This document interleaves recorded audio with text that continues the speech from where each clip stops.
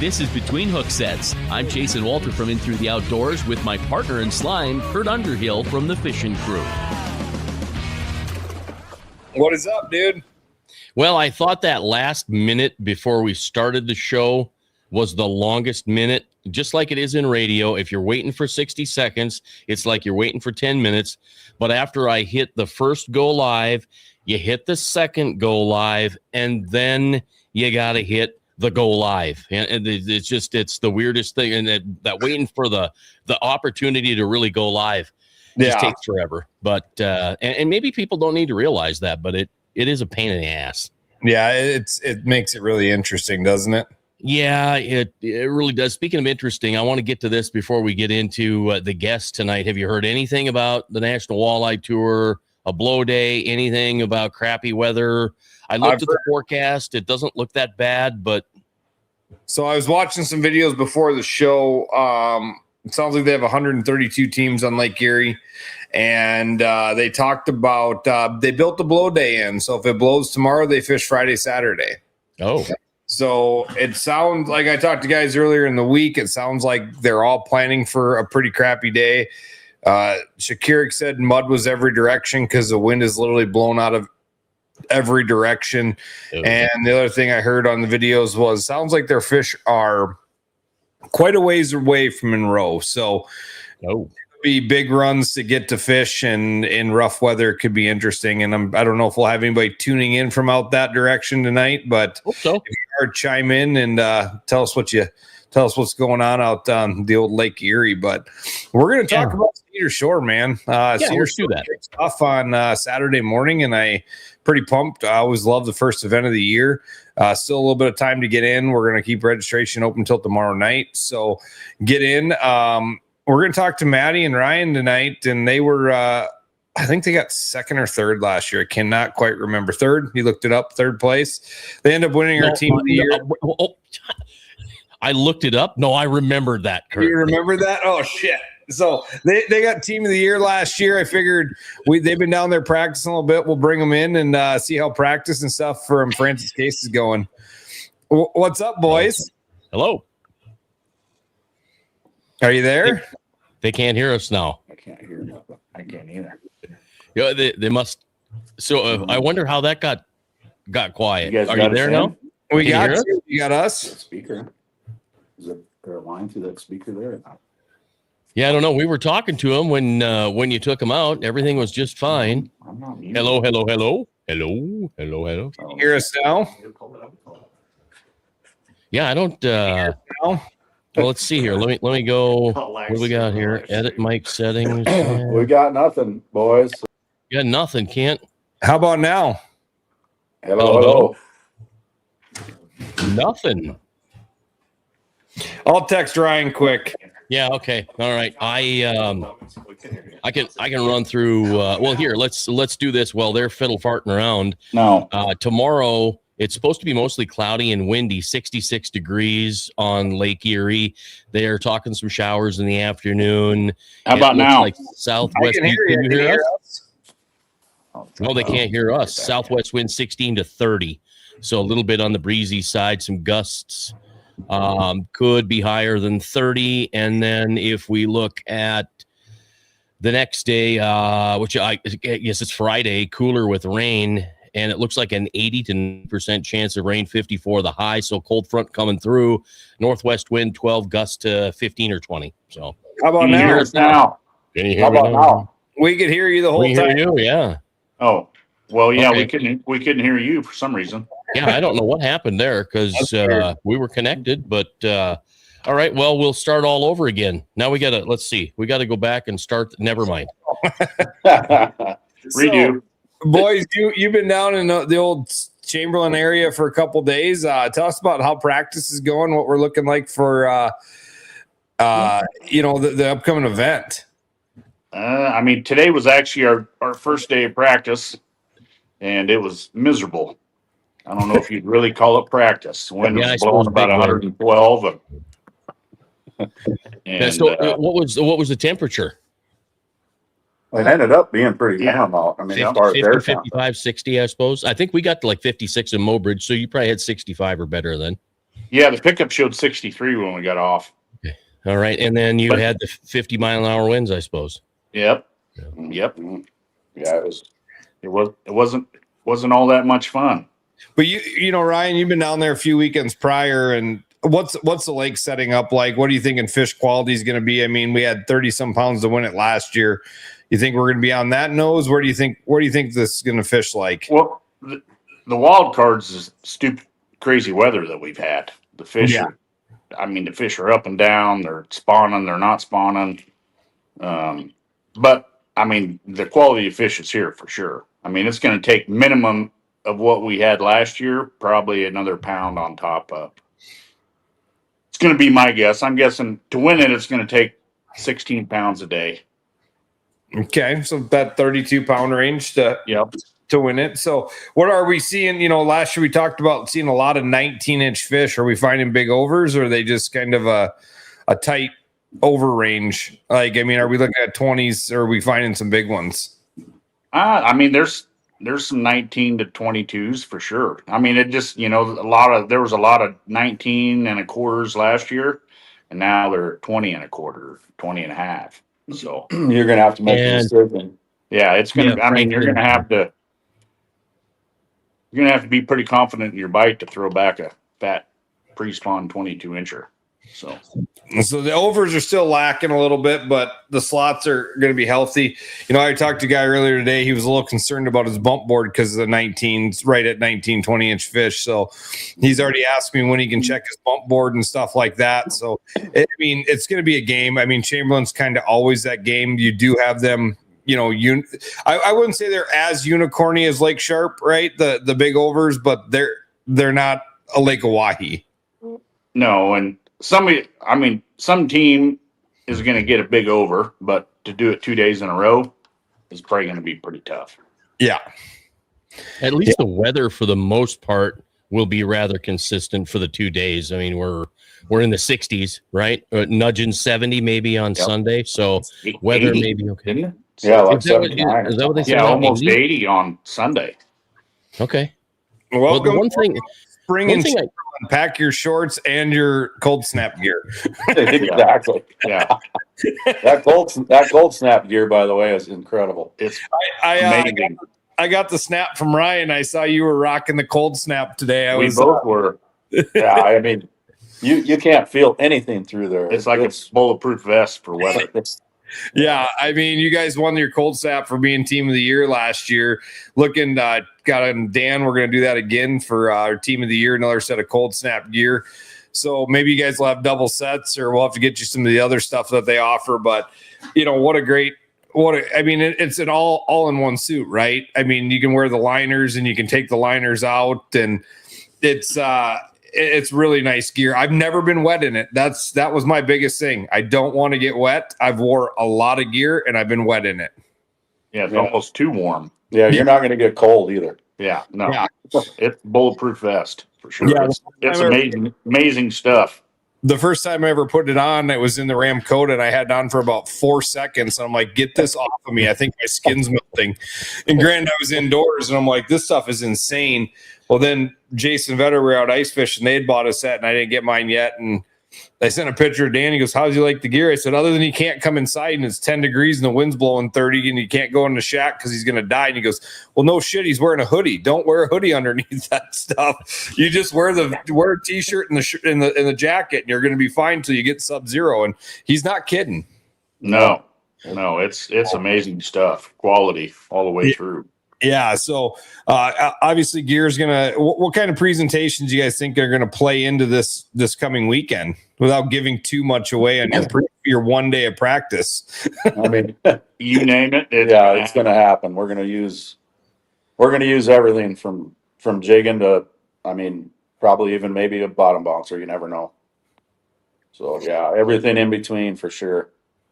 Are you seeing bait balls? What's the lake look like down there? Are you seeing plenty of bait fish? Not a lot of bait. I guess I didn't notice a lot of bait today, but okay. I mean, there was a few little balls of shad, maybe probably that I noticed, but But other than that, yeah, there's not a overabundance. It didn't look like to me, but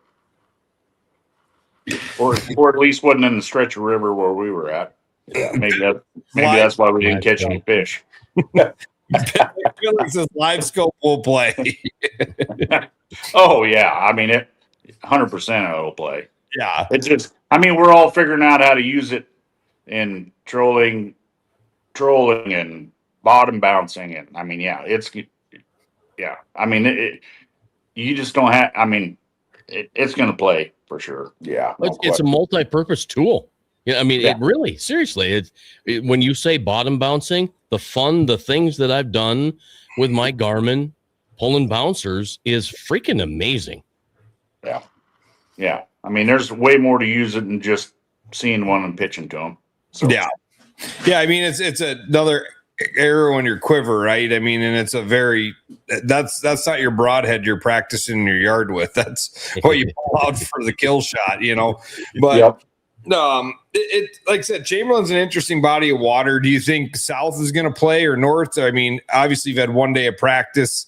Like I said, don't want to give too much away. Everybody's like, which way are they going to go? And I'm like, well, you always have the guys that run south. Last year, you guys ran north, and that was kind of your game plan last year. Yep. Are you seeing fish spread out through the system? I mean, I think that, I mean, they're just not, the pool's fairly low. So it wouldn't surprise me if south comes into play a little more than like it has in the last couple of years. What's the water Yes. temperature in the main lake then? the highest I seen was like 43.4. Okay. So Well, it's it has still been cold, snowy. cold down there. Yeah, yeah. So- And I mean- as you go south, you're going to run into way more, post spawners as you will further north. That's another thing you got to think about. Are you finding milking males, and are they Yep. on the verge of going, or I maybe think they're going pretty sure. Some of them are. okay? Yeah, so I mean that all plays a factor in your game plan going out there, right? Like I said, if they're skinnier south, then you got to stay north. So you play that game of which way to go, and it's a game of ounces down there, right? I mean, it really truly is. It's not like Lake Oahe where you go ding an 11-pounder and you got a pretty good day on your hands, Yeah. So you're trying to get your best 5 fish at 19 inches. I mean, is better than having one 11-pounder and good luck finding the rest type of deal, Well, and if you had all pre-spawn 19 inchers and next guy had all post-spawn, you're going to be 3 pounds heavier than he is, or 2.5 for sure. What do you find in the 19s weighing down there? I mean, we didn't even weigh any today besides the one. And I mean, You gotta they're be a good. solid I mean, three. pre-spawn 19 inches is going to weigh 3 to a little over, probably 19.5. Mhm. 2.8 to 3.1. Pitlick wants to know, does fishing pressure play into your strategy? Absolutely, it does. Yes, it does. I mean, we all Absolutely. have community holes, right? And you get Saturday, Sunday on a fairly decent weekend. Kiowa or Kiners is going to probably be pretty busy.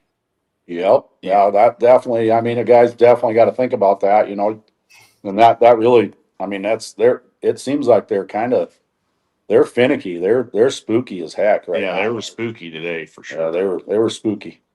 So are you seeing that gin clear water from the zebra mussels down there? Because I mean, that's been a thing. And I was talking to somebody about something we'll bring up a little bit later here, but talking about how the fish have changed down there because of the zebra mussels. And he was saying crow's still puking mud, the white's still puking mud.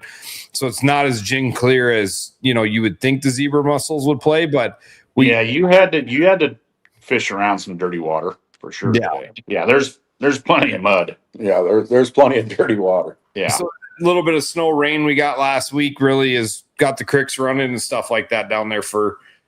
I mean, I don't know if it's that. I think it's more of a wind. It was more wind driven today, Gotcha. but Yeah. I mean, there wasn't. Big day to win. I never really say that we got into a spot today that was you could see the bottom and 8 foot of water. It was all nice green, good looking water, pretty much. So a couple years ago, going back, like crankbaiting was really hard down there because all the moss. Is that still Are you seeing a lot of that? Because that was, the moss. There was plenty of the cranking we did do today. Yes. I mean, if you touch the bottom, it was mossy that I noticed. Gotcha. So yeah, it's going to be an interesting event. Obviously you guys are favored in this, you guys are favored yourself, but out of the, the locals that we know fish this thing, who are we worried about? I mean, PJ and Donnie. yeah, Donnie and PJ. On the other side of the camera, aren't they? Yeah, they're behind, mooning us. Yeah, it's a lot different when you have a crowd in the room and you're on a live podcast than what you see. So, well, guys, I mean, we don't want to take too much of your time. I'm sure, knowing Ryan, you got to probably get a welder out to fix the boat, or JB Weld. No, that's why you have Clearview boat rigging. Build your boat, or rig your boat. He makes it Thompson proof. Yep. Yeah, if you get the Thompson proof. Yeah, it's not quite like, I'm just like a step under McCumsey proof. But Well, McCumsey's on Lake Erie right now, and it's been wrong with a brand new boat that was rigged by him. We'll see what his work's like when he's. yeah, no kid. I mean, Mac will be lucky to come back with a windshield on the boat, so then that's not a clear view D there. That's my guess. Oh, shit. So, Nope, we buy them to use them.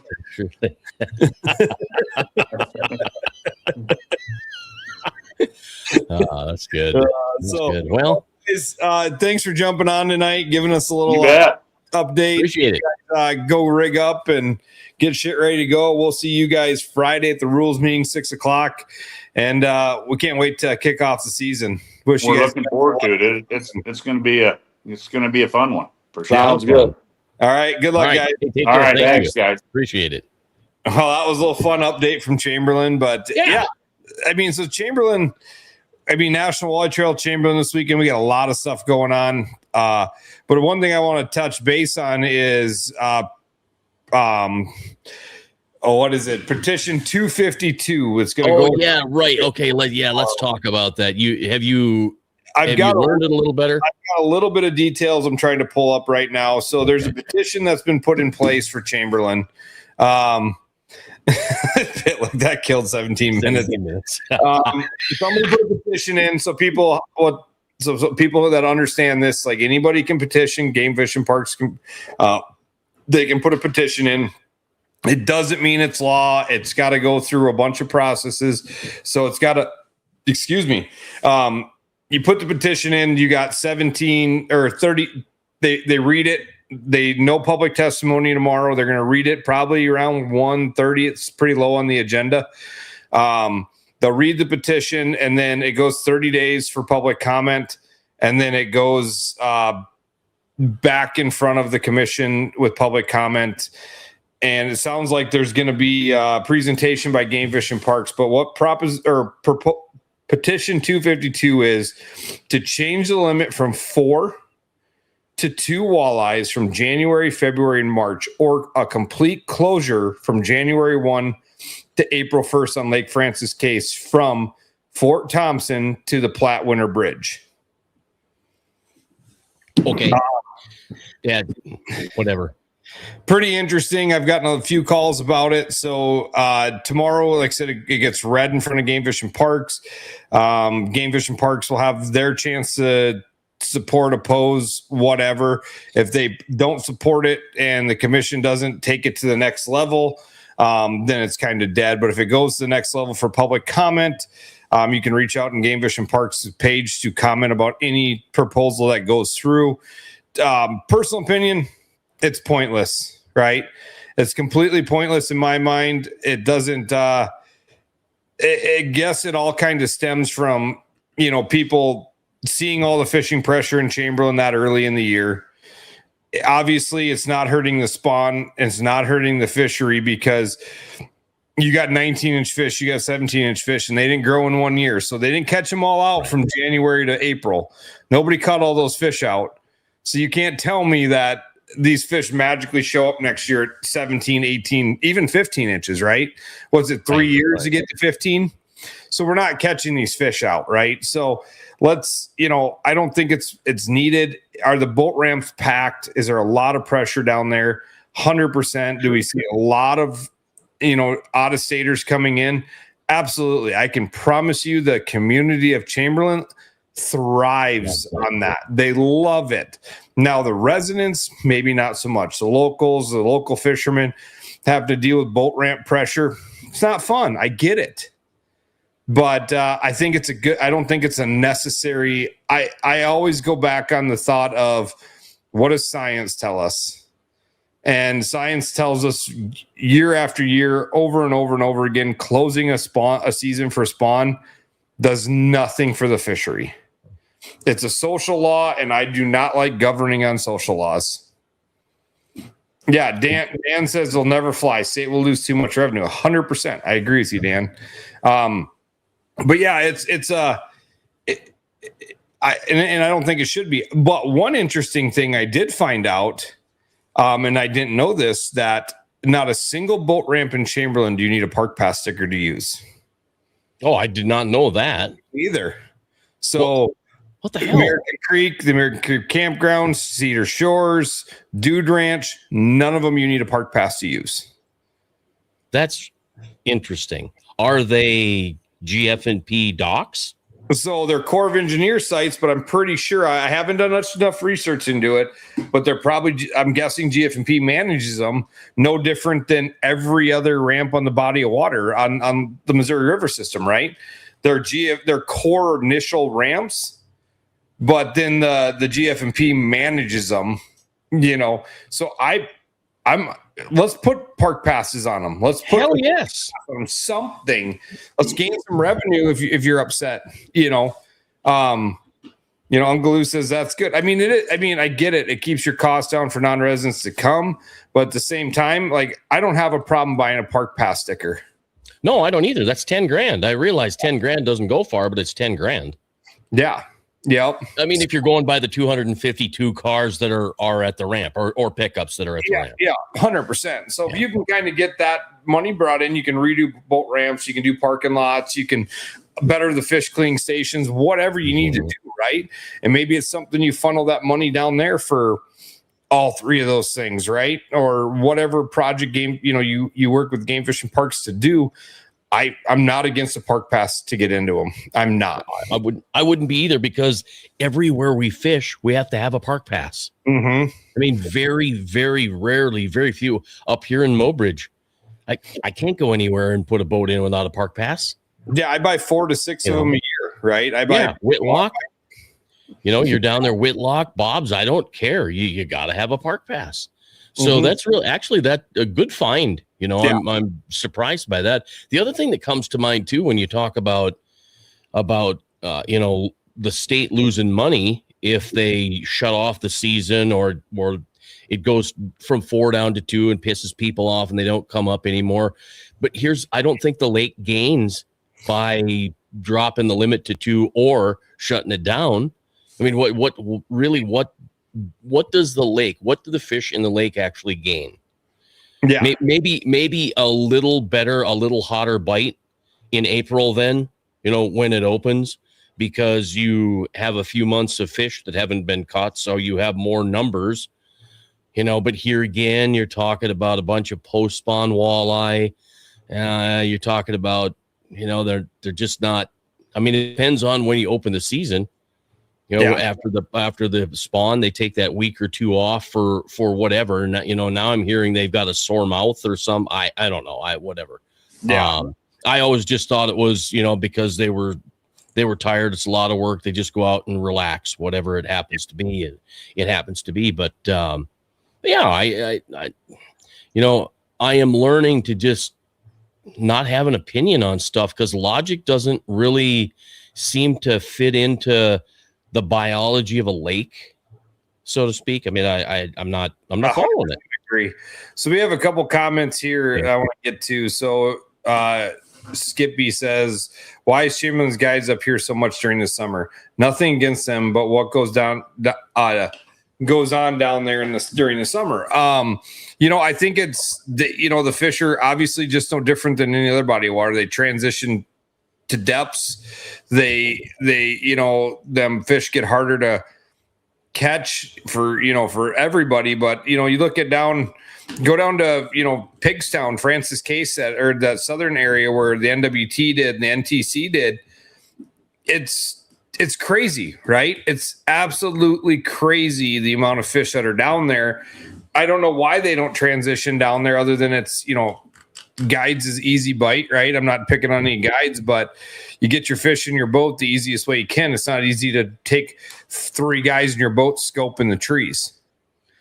Mm-hmm. That's my only theory. That mine, Skippy, like, I don't know. I guess I don't know.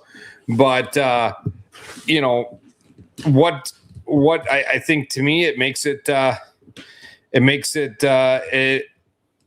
think it's just the ability to catch fish easier. Yeah, right. Yeah, really, that I think so. That's what it comes down to. Right.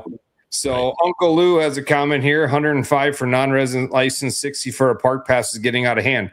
Eventually, it'll drive people away and make the resident people happy. I agree. I didn't know, like, last year they upped the price for the park pass for non-residents to $60 from the standard. I don't agree with that. I don't. I think it's a money grab. I think a park pass is just fine on people's rigs. 105 for a year-long fishing license. Yeah.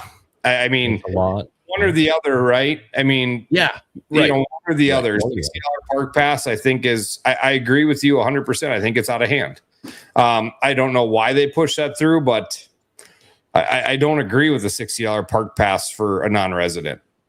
And then Pitlick says free Twin Bays. Yeah, I mean, Twin Bays is free. The core bay you're talking about, Pitter. That's a core controlled dock. That's their dock. They put it in and out. They do everything with it.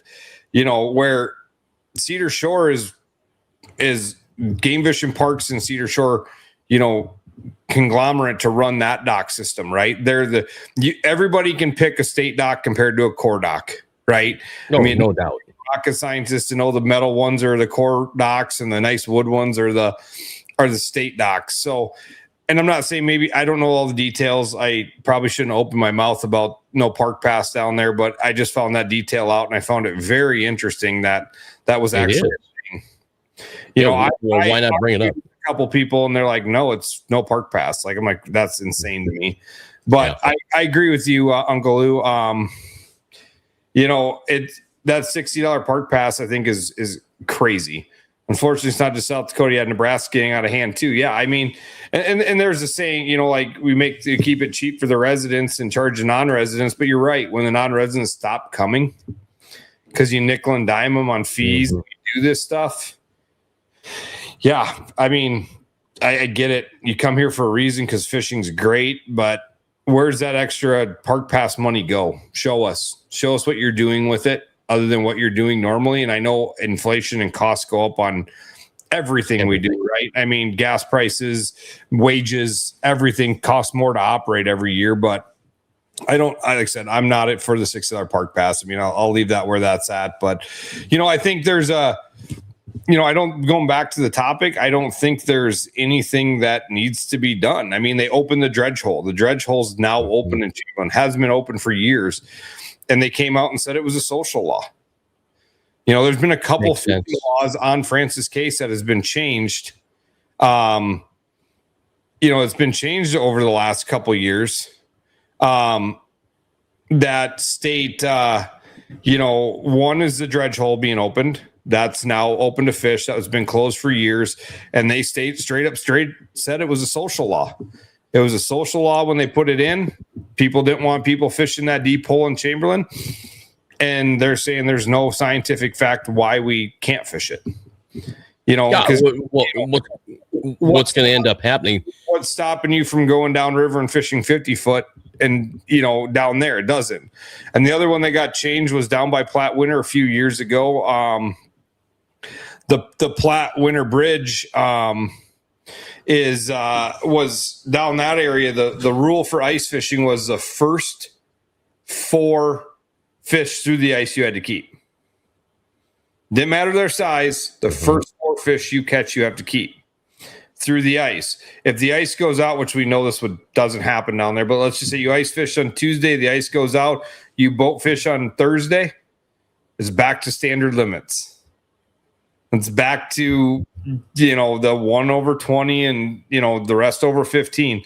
So they put a social law in because it's deep water fishing down there through the ice. And they put a social law in saying you got to keep the first 4 you catch. So if you knew where the big fish were, you could go catch 4 overs. You go catch 4 overs down there. So Uncle Lou forgot to tell us good evening.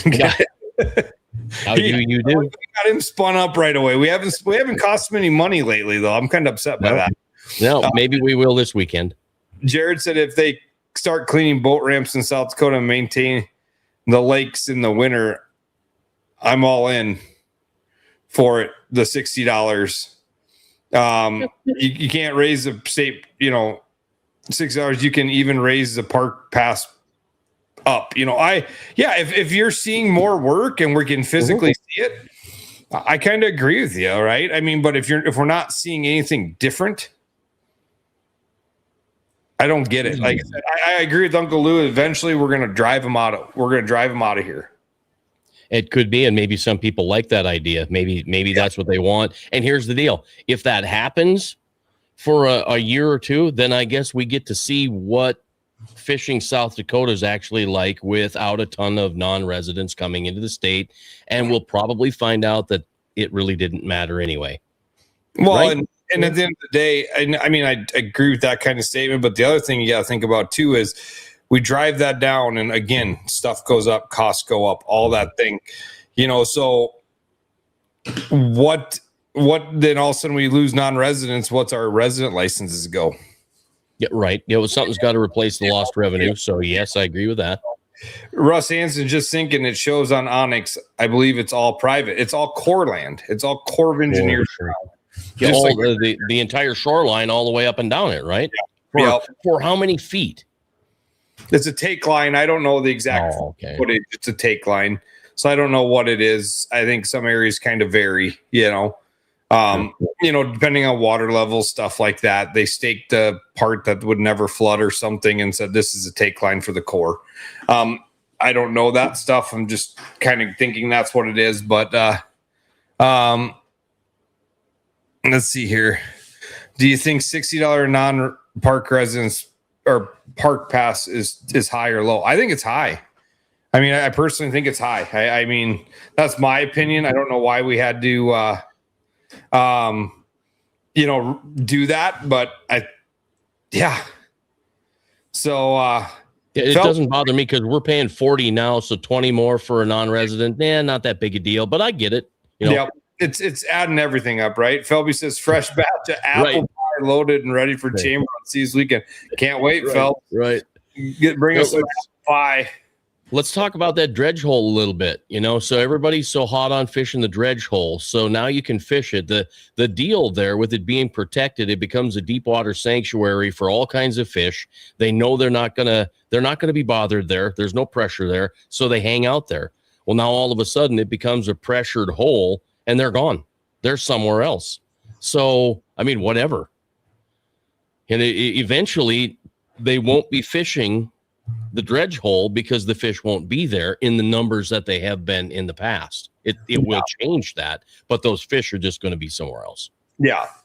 And Russ says, the high water mark, like below the dam, Mac lives, one of the lots. I agree. I don't know what it was, right? I know, like, we're working on a project with Downs Marina. The Corps owns the land at Downs Marina. Mm-hmm. The Corps owns it. It's leased to the city, and then in return, leased to Downs Marina. So, yeah, we have, to get the project done, we have to go through Downs Marina, the city, and Game Fish and Parks, and then the Corps of Engineers. We have to get the 3 approvals before we go to the Corps of Engineers. So, don't you think that you would miss out on the tourism money? I mean, it just was a new thing last year that it went to $60. It was never $60 before last year. So I don't know. I've not dug deep into the ruling behind it or anything like that, or why they did it. I just I think at some point, like Uncle Lou said, there's a point of a money grab. That's my personal opinion. You guys can, go whatever road you want. I mean, I know guys that would want to tell you $10,000 to come fish in South Dakota because we got the fish and you don't, right? I mean, there's all kinds of theories behind it, but I know South Dakota is driven agriculture and tourism, right? Mm-hmm. Kevin said, us non-residents help the economic in these small towns, gas, food, lodging. We come we quit coming to some places. It could go on. 100% agree. Yeah, I agree. I agree. We were having this conversation when I found out about the new proposed bill for shutting that season down. When I was growing up, these people, hunting season, man. And we talked about this during hunting season, opening weekend of pheasant season, you saw vehicles lined up on Main Street in every little town, right? Mm-hmm. The bars were packed, the restaurants were packed, gas stations were thumping. I mean, it was huge revenue driver for South Dakota. Now, over the years, lodges have taken the main game. There's still guys in town, but not like when I was a kid. I mean, when I was a kid, 20 plus years ago, Main Street was packed. You could tell when opening pheasant season came because everybody was stacked down Main Street. So now you shut down Chamberlain in the spring. What does that do? Or change it to 2. So guys like, I'm not driving there for 2 walleyes, right. Or maybe they still do. They're just like, whatever. I don't know if it, I mean, I could about imagine hypothetically thinking that it would slow the number down at the boat ramp. But I don't know if it does. Nobody knows. Yeah, right? Oh, Mark. So yeah, I don't know what it does. I really don't. It's again, it happens. It happens. It doesn't. It doesn't. But I think there's a ton of revenue that gets lost, and that's unfortunate. The big thing is we've got so many people that have answers, but they're not the right answers, and unfortunately, I don't think we get the right answer. I don't think we're ever going to get the right answer for the right thing to do. We obviously tourism is high on the state's priority and every state's priority. Look at McConaughey right now. Do you see the 2 pigs that came out of McConaughey in the last, I think, day and a half? McConaughey hasn't even been a conversation for years, right? Because you used to go to Mac to catch big walleye. If you wanted a 30-incher, you went to McConaughey. Well, nobody talks about that anymore. Now, all of a sudden, you've got some pigs coming out of McConaughey, and that's good for them. That now they're going to get some tourism back, and things have been like a ghost town around Mac, right? I mean, we went by there, north of there anyway, and things are just not like they used to be. So the sad thing is you can bring petitions, you can bring all this stuff, and we just don't get the right answer. Somebody's always pissed because it's not the right answer, and that's why at this point now, I can't have an opinion on the logic of a system and what's right and what's wrong, because it's a guess, and I don't know who's a good guesser. I'm not. I did not win the NCAA bracket challenge. I can tell you that right now. And look at my bass fishing right now, my fantasy fishing. That ain't going so well either. I'm a bad guesser. So yes, Felby, it's $60 for the non-resident. Yeah, if it were 60 for residents, I'd be pissed. Yeah, because I didn't want to go from 32 or 36 to 40. I was a little bummed out about it, but I'm like, well, whatever. In the scope of an entire year, another $4 or $5, whatever. Who cares? Yeah. Pay it. I've got a place to fish. But I mean, you get to boat ramps. Another big topic and something that I've been looking at doing and asked to help with is, if you look at the Lake Oahe system.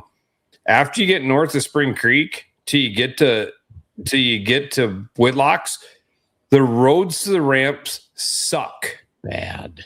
They are horrible. Absolutely terrible. So if you're up $60, let's fix them roads. And I know it's a county issue and it's a state issue and it's this and that, but we need to do something about it. It was, brought to my attention. A very good bring to my attention was, if you got West River guys coming from Rapid City, mini conju is the only thing, and you've got treacherous 14 miles of gumbo gravel.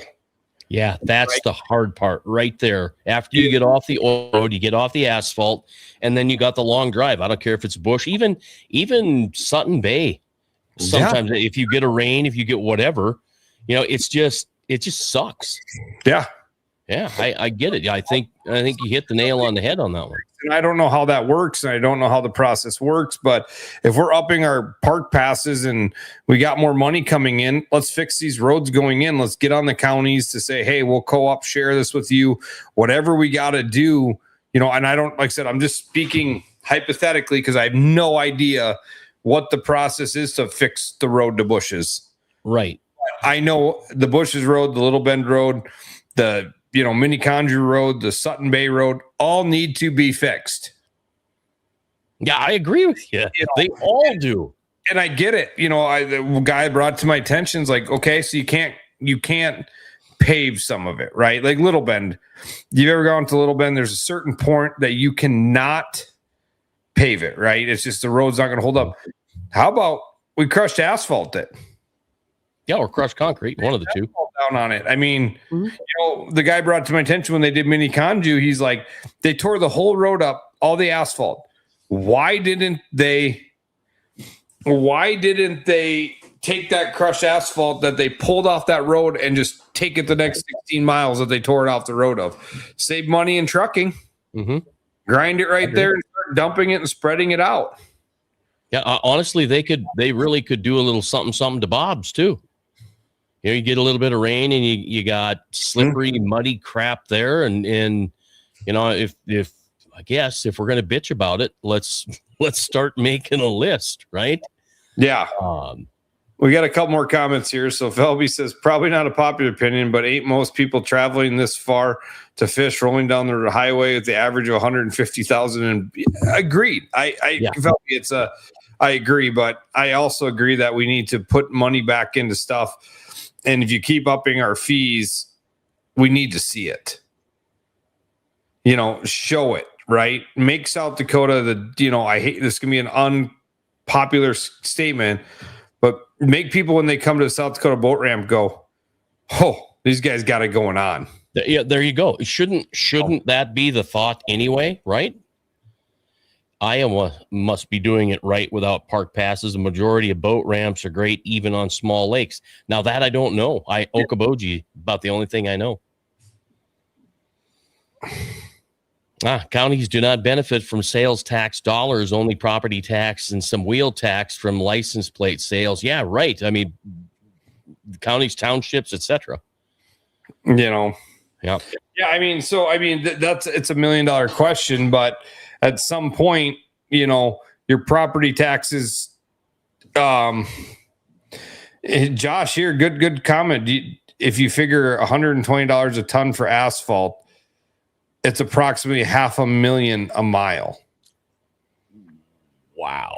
And that I see in these numbers we don't know, right? Thank you. If you have a highway project like going to Mini Conju that you repaved and you tore the old stuff off.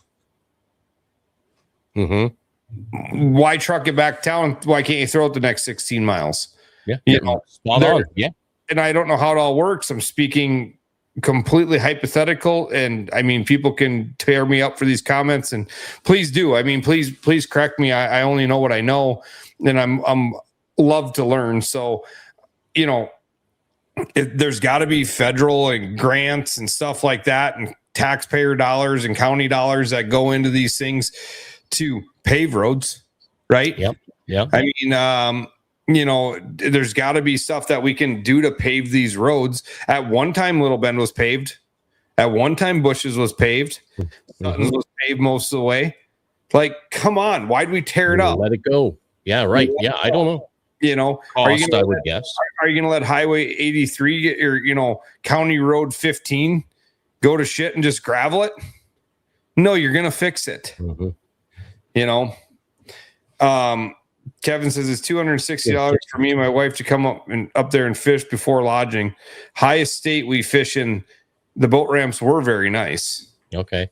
Oh, we got some comments coming in. Oh, this is what I like. More comments. I see the number changing there.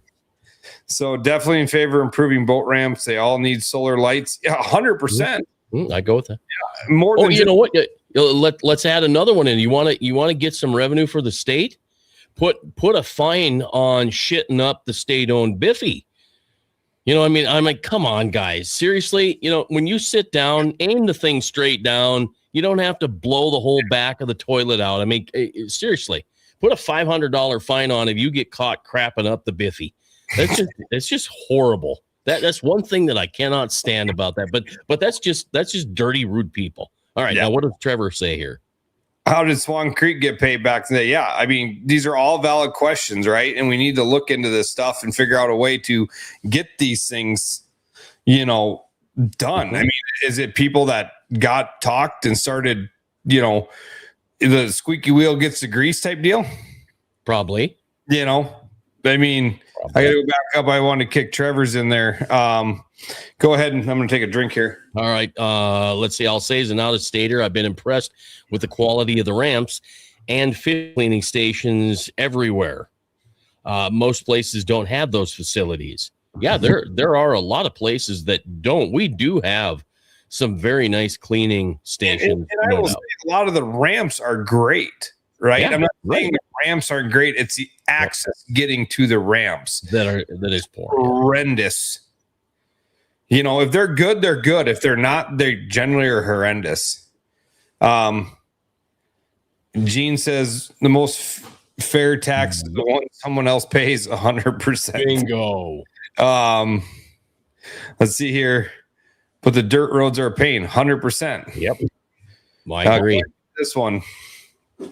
First trip ever to Fort Peck, we learned that Hell Creek and Rock Creek marinas had pull trucks to get people in because of the gumbo roads. Yeah. Let's see. I'd not complain a bit about the $60 if we were actually seeing improvements done, but yes and no difference around here. Heck, don't even wash the old zebra mussels off docks they pull out. Oh, yeah, there you go. And have a big rear end. Okay, haha. No, I'm just saying, you know, be courteous. For God's sake, everybody's got to use the toilet, but there's always somebody that shits the thing up and it makes it gross. All right, Ethan, get me in the Gov Cup like I've been asking, and I'll come pick up and a shovel and start paving and packing with 60-pound bags. Hey, bring on the sackcrete, man. Swan Creek, the state highway. Yeah, that I guess that the state highway all the way to the boat ramp. Well, not all the way to the boat ramp. Casca, and then after Casca, it used to be gravel back in the day when I was a kid. We traveled that gravel a lot. Get me in the Gov Cup that one again. Yeah, he corrected his Gov Cup spelling. So I mean, we traveled that road a lot. So I don't know. I mean, I'm just asking for the sake of a conversation. I can tell you that, you know, like I said, Little Bend was paved at one point. Bushes was paved at one point. You know, like I see, I got the question, why isn't it done? Like, why can't we fix these? I remember when Little Bend went to shit. And, Ethan said he fixed his comment. I promise I'm not texting and driving. I mean, that's good. Little Ben went to shit, and instead of fixing the potholes and fixing the road, they threw gravel on top of, and so did Bushes. They threw gravel on top of the pavement. You can imagine how well that worked. Yeah, that does not work at all. It was terrible. It made it worse. And then they finally ground it up, and it's been crap ever since. Trevor's got a big question here. Go ahead and read that one. Okay, so Whitlock is paved all the way in. We're blessed that there are great roads and ramps, docks on or for Upper Oahe, and there are great roads and access for far lower end. But from Whitlock to Spring Cow, there is not good access, and access to the Cheyenne is very difficult. That's a big gap in the lake with Sutton's, Bushes, Little Bend, Minneconjou are all tough access roads. Yeah, I agree with that. As a newbie in 2015, started fishing at late 90s, but we were always in the Whitlock area. But as a newbie, I'm like, what the heck is going on down here? Casca is pasture. County commissioners didn't have to worry about heavy trucks and the road, which makes a ton of sense. They were 300 bushel single axle trucks, and now all of a sudden we got big semis. Anyway, heavy trucks. The road to Little Bend in the 70s and 80s was all pasture. A lot of blacktop wouldn't handle heavy trucks, so you'd end up rebuilding the road and getting a base there, a road bed. And I suppose what happened is they just decided they weren't going to pay for it anymore. Paved or oiled, chipped over the years, right? Yeah. I mean, I get it. There's a lot of cost that goes into this, but at some point, if you up our boat ramp fee access, and because we see an improvement, right? Like, take me from $40 to $60, but I can drive on asphalt everywhere I go. I don't think anybody would complain about that. Right. Yeah. The only problem with that is how many park passes do we sell in a year? Times an extra $20, let's say. Does it make a difference? Will it fix roads? I don't know, but I don't either. That's Sam dollars, and I know it's county and state and city, and there's a lot of moving parts, but the point is something needs to be done. Something needs to be done. If you want the tourism, because you can't just say, well, you're damn lucky there's a road to get there. What if we didn't have a road to get there? Yeah. Whatever. So the county can no longer keep patching the roads due to funding. So how do you keep that funding coming in? Because it's a busy road, right? That's what I'm saying. Do you co-op some dollars with game fish and parks? Do you think outside the box? It's just like they're forgot about, right? And living at Spring Creek, we see the influx with the boats that can run now. We see the influx at the Spring Creek boat ramp, and you probably see it at the Whitlock's boat ramp because they're the nicest boat ramps to pull your $100,000 boat to get to those bodies of water and people run. So selfishly, I'm 100% to take some pressure off the southern end ramps. And when I go fishing, I would much rather drive in the car to Little Bend and put in than run from Spring Creek unless it's an absolute gorgeous day. Yeah, I agree. The hint, though, as much as sportsmen pump into South Dakota economy, you'd think that some of these accesses would be a little better taken care of for us. Yeah. I get there's a two-way street. I'm going to throw that back on. We have a people problem. People are just, they're just damn rude. And when you've got a wet, muddy road and access and you're speeding through it and you're, it's just people don't use their heads, and it's unfortunate. But I'm sure that plays into, well, we fix the roads and then some dipstick comes in and just tears it all up. Yeah, I mean, 100%. But here's one for you I took down while you were talking. Oh, okay. On a lighter side, who's going to identify the bathroom blower upper? No, not me. Trust me, I thought about that. I'm like, well, we could put a 360 camera in there, but you can't do that. So make them make them use toll roads. You know what? Carrie, that's probably the smartest damn thing we heard tonight. Yeah, I mean, at the end of the day, this is it's not going to get fixed here. I don't have the answers, but we got to start the conversation somewhere. Yes. And I think it's a problem. Little Bush's Landing Road was completely out of use a couple years ago. Right. And it was moving hell and earth to get that road fixed. And it wasn't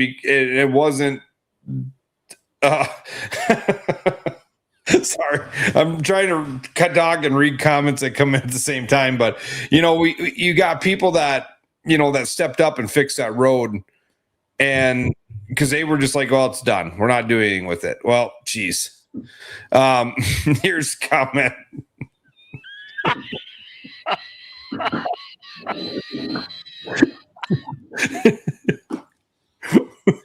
Oh, wow. What a pain in the ass. Oh, man. Send screenshots. Oh God. Okay, wait a minute. Now here we go. Feel as a compromise, they could at least mag water the gravel. You know what? I agree with that. But you're right. That's still like 5,000 a mile, so it would keep the dust down. There's no doubt about that. And like Kurt said, I guess we got to bring it up. But how do you bring it to the next level? Do you start a petition then? I mean, what do you do? Yeah, I mean, it's just something we got to talk about. Is there? Oh, you got to read this one. Is there grant funding out there that we're not applying for, or we're putting it in the road that we pave every 3 years? You know, I mean, what are we doing, right? Is it the county level? Is it the state level? Is it the federal level? Or is it a combination of all three? Where do you get the conversation started? It's like-minded people talking about things, you know, stuff like that. So it says, do you guys feel the ramp downstream little Joe West Bend are lacking access? Are you talking Lake Sharp? Is that your question there? You know, like, yeah, I'm yes and no. I mean, there's not much from Pier to West Bend area. I mean, you got Fort George.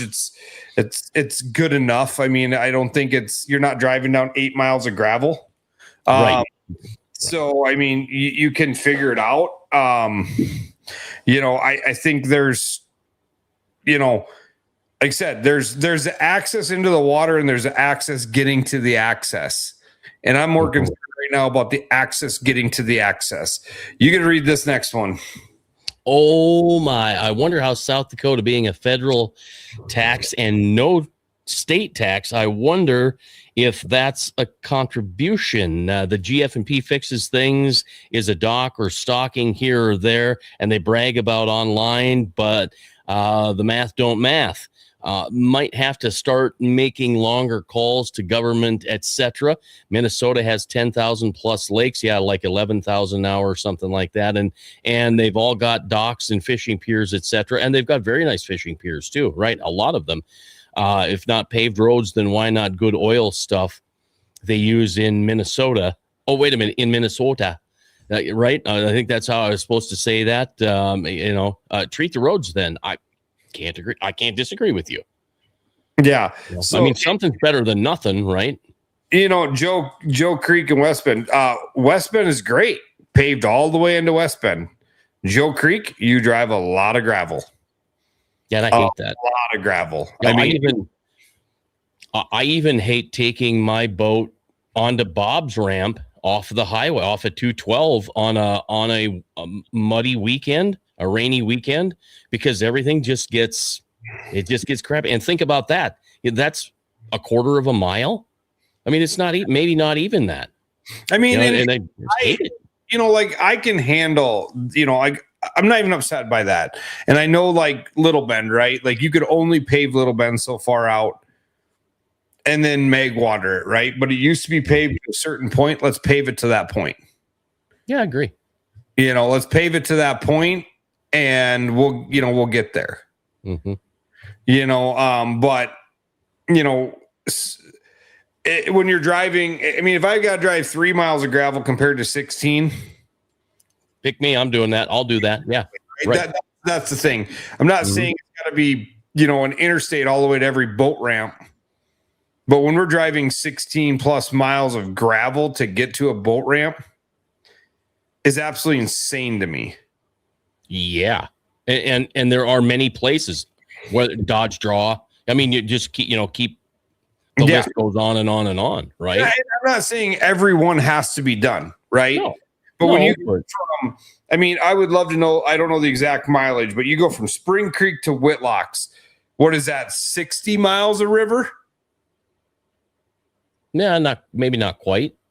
Okay, 50, 40. 50 to 60, let's say, just for, yeah. I mean, it's a 30-minute drive from my place to your place on the highway. Okay, I cannot put in on any other paved ramps until I go from my house to you. There's not a paved road to get to a ramp until I get to you at Whitlocks. Right. Everything is graveled, and they're all long drives. And they're not. Nothing's a mile. Nothing's whatever. So, you know. Oh my. Get the roads paved and gets the serial shitter, and we all have a better South Dakota. Amen. It's all about having a better experience. Tune in next week when we teach you how to shit straight down instead of a 45-degree angle back. River, according to the Hummingbird, 63 miles. Okay. So 63 miles of river is unaccessible from a paved road. And like I said, I'm not talking every one. Right. It's a lot of river. Dusty says paved roads that support heavy agriculture traffic are expensive. I 100% agree. 100% agree. But especially today, that's why I'm not saying we don't have to do every one. Like, if we could get Little Bend, or if we could get Bushes, or you know what I mean? Like, come on, Right. Shane's a very valid point. $22 million spent on a shooting range that most of us can't use wouldn't have gone anyways. Wouldn't got a long ways for the Little Bend Road. Bingo, right? Bingo. How much money? How much is a county thing and not a GFP thing? Agreed. I don't know, John. Most of it's probably county and not GFP. I 100% agree. Most of it's probably county and not GFP. But if it's taking time, we've got enough people. There's obviously people passionate about this stuff. There's got to be a federal grant out there. Push the issue and get a federal grant to help pay for some of it. Probably won't pay for it all, but no. We can put, all kinds of stuff in with the federal grants, and who knows? Maybe there's a grant out there that can be used. Maybe not. Maybe we can't do it tomorrow. Maybe we can't do it next year. But if we're watching every year and it can be a down the road thing, let's get it done. It'd have to be a very, very big grant. How about townships? Do we have townships in these counties out here in these desolate kind of, because back home we've got townships. So I'm guessing that some of these roads to the ramps are township roads and not even county roads. Yeah. And the townships aren't, and that's probably where a lot of it falls through the cracks, because there isn't a township out here that's got the population of the business and the revenue coming in to handle that. So it's, it's like I said, it's very expensive. It's you got to figure out how to pay for it. But I'm not, like I said, I think there's ways to do it. I think there's, you might got to get creative. You might have to have some social funding. Who knows what you got to do, but I think there's ways to do stuff. I just thought of something. South Whitlock has the cleanest boat ramp. Not 1 ounce of gravel. It is asphalt all the way down to the water. Yeah, so is West Whitlock's. So, yeah, that's right. So think about it. Here's the deal.